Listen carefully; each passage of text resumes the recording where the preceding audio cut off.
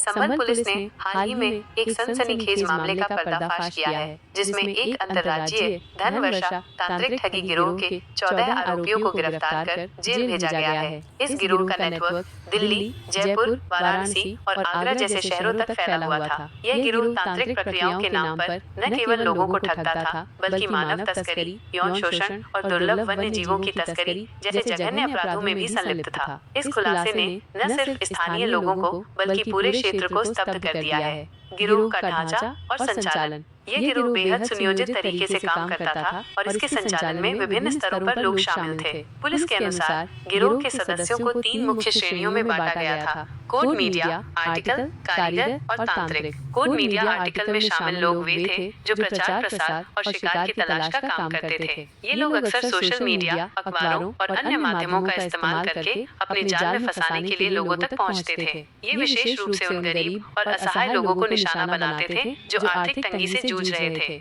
और आसान तरीके से धन कमाने की चाहत रखते थे। कारीगर वे लोग थे जो तांत्रिक अनुष्ठानों के लिए सामग्री जुटाने और प्रक्रिया को अंजाम देने में मदद करते थे।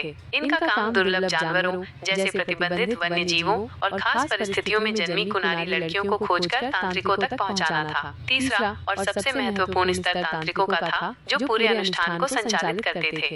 ये तांत्रिक न केवल लोगों को ठगने के लिए झूठे वादे करते थे, बल्कि गरीब और मासूम लड़कियों का यौन शोषण भी करते थे। शिकार की तलाश और जाल में फंसाने की प्रक्रिया। गिरोह का मुख्य लक्ष्य उन लोगों को फंसाना था जो आर्थिक रूप से कमजोर थे और जिन्हें धन वर्षा जैसे लुभावने वादों पर आसानी से भरोसा हो जाता था। कोड मीडिया आर्टिकल के सदस्य गांवों और कस्बों में घूमकर ऐसे लोगों की तलाश करते थे। वे खासतौर पर उन कुनारी लड़कियों पर नजर रखते थे जो विषम परिस्थितियों में जन्मी हों, जैसे कि किसी विशेष नक्षत्र या ग्रहण के दौरान पैदा हुई हों। इन लड़कियों को तांत्रिक अनुष्ठानों के लिए दुर्लभ माना जाता था। इसके अलावा वे दुर्लभ वन्य जीवों की तस्करी भी करते थे, जिनका इस्तेमाल कथित तौर पर तंत्र मंत्र की प्रक्रियाओं में होता था। जब कोई शिकार उनके जाल में फंस जाता था तो उसे पहले तांत्रिक के पास ले जाया जाता था। तांत्रिक इन लोगों से पहले मोटी रकम वसूलते थे और फिर झूठे अनुष्ठानों के जरिए उन्हें लूटते थे।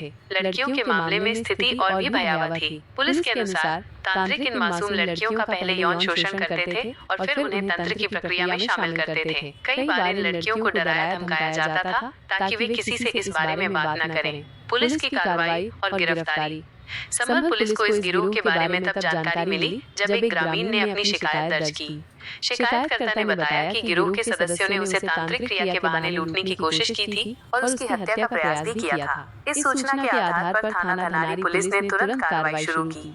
संभल के पुलिस अधीक्षक कृष्ण कुमार बिश्नोई के कुशल निर्देशन में पुलिस ने इस अंतर्राज्यीय गिरोह का भंडाफोड़ करने के लिए एक विशेष टीम गठित की। पुलिस ने छापेमारी कर 14 आरोपियों को गिरफ्तार किया, जिनमें 3 पुजारी, एक स्टेशन मास्टर और एक प्रोफेसर भी शामिल हैं। इनके पास से भारी मात्रा में नकदी, तांत्रिक सामग्री और कुछ दुर्लभ जानवरों के अवशेष भी बरामद किए गए। पुलिस ने पाया कि यह गिरोह लंबे समय से सक्रिय था और इसके तार कई बड़े शहरों से जुड़े थे।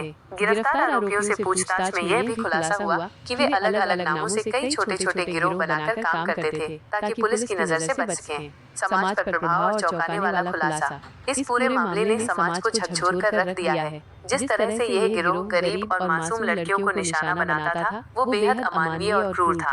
तांत्रिकों द्वारा इन लड़कियों का यौन शोषण और फिर उन्हें तंत्र प्रक्रिया में शामिल करना न केवल कानून का उल्लंघन है, बल्कि मानवता के खिलाफ एक जघन्य अपराध भी है। इसके अलावा दुर्लभ वन्य जीवों की तस्करी ने पर्यावरण संरक्षण के मुद्दे को भी उठाया है। पुलिस के अनुसार गिरोह के सदस्यों ने कई लोगों को नोटों की बारिश का लालच देकर लाखों रुपए ठग लिए थे। कुछ मामलों में तो लोगों ने अपनी जमीन जायदाद तक बेच दी थी, यह सोचकर कि वे रातों रात अमीर बन जाएंगे, लेकिन इसके बदले उन्हें सिर्फ धोखा और शोषण मिला। इस खुलासे ने यह भी सवाल उठाया कि आज के आधुनिक युग में भी लोग इस तरह के अंधविश्वास में कैसे फंस जाते हैं। पुलिस का आगे का कदम। गिरफ्तार 14 आरोपियों को जेल भेज दिया गया है, लेकिन पुलिस का कहना है कि जांच अभी पूरी नहीं हुई है। एक प्रोफेसर से पूछताछ जारी है, जिसके बारे में संदेह है कि वो इस गिरोह का मास्टरमाइंड हो सकता है। पुलिस अन्य संदिग्धों की तलाश में छापेमारी कर रही है और ये पता लगाने की कोशिश कर रही है कि इस नेटवर्क में और कितने लोग शामिल हैं। साथ ही पुलिस ने लोगों से अपील की है कि वे इस तरह के ठगी के जाल में न फंसे और किसी भी संदिग्ध गतिविधि की सूचना तुरंत पुलिस को दें। निष्कर्ष।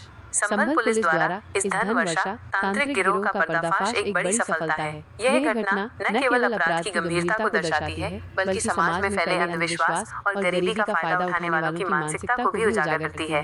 इस मामले ने लोगों को जागरूक करने की जरूरत पर बल दिया है, ताकि भविष्य में कोई और इस तरह के जाल में न फंसे। पुलिस की तत्परता और सख्त कार्रवाई ने एक बार फिर यह साबित किया है कि कानून का हाथ लंबा है और अपराधी कितना भी शातिर क्यों न हो, वो बच नहीं सकता। यह खुलासा समाज के लिए एक सबक है कि शिक्षा, जागरूकता और सतर्कता ही ऐसे अपराधों से बचने का एकमात्र रास्ता है।